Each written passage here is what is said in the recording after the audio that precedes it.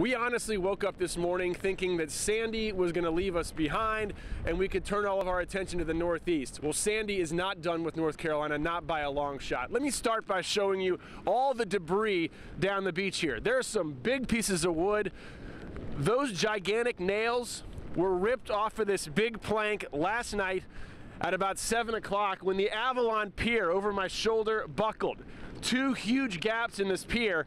Now, if you take a look at some of the video shot by our Terrence a few minutes ago, you can see why. This is storm surge like no one expected. It's been going on for well over 24 hours. The consistency of these waves is the big story.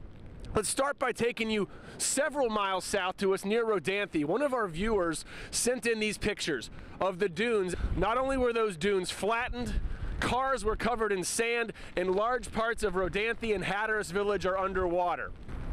Back up north to where we are right now, this pier, and as you can see, all the tourists who are coming to take pictures, is really indicative of the problem right now. The size of the waves, the consistent wind now has the water going well over these dunes and closing up some of the major roadways.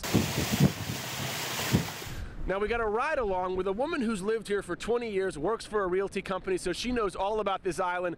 She showed us exactly how bad it's gotten.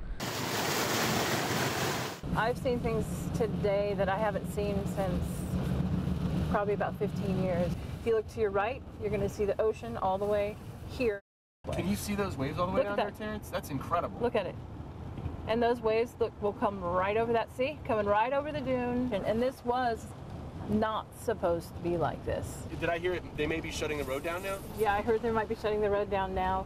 I don't know where people are going to go. We're off the main road. We're making a straight shot over here to the west side of the island. This was bone dry yesterday, is that right? Right here was bone dry. Like out to that first dock right there was bone dry. You could see grass growing. Now it's starting to come back in. It's coming up to right here. What does that mean? Do you feel like we're getting close to flooding here? I do. You're saying this could be up in people's yards in a matter of hours? Oh, yeah. Okay. Oh, yeah. Well, let's get out of here. All right, let's go. Trying to get this road cleared. It's quite a mess. You've seen the pier fall. You've seen the dunes. And I can hear you crying in some of the video. I mean, this gets to you guys. Oh, yeah. It really does. It just puts us, behind the 8 ball again, trying to rebuild and make it nice again. And now have to start all over again. It hurts. It hurts your heart. Well, on top of all that Kelly just shared with us, it's incredibly cold out here right now. About a 25-degree drop in temperature. The wind chills are now well into the 30s here on the coast. And then there's the tragedy of the HMS Bounty, which about 50 miles off of this shore had to abandon ship.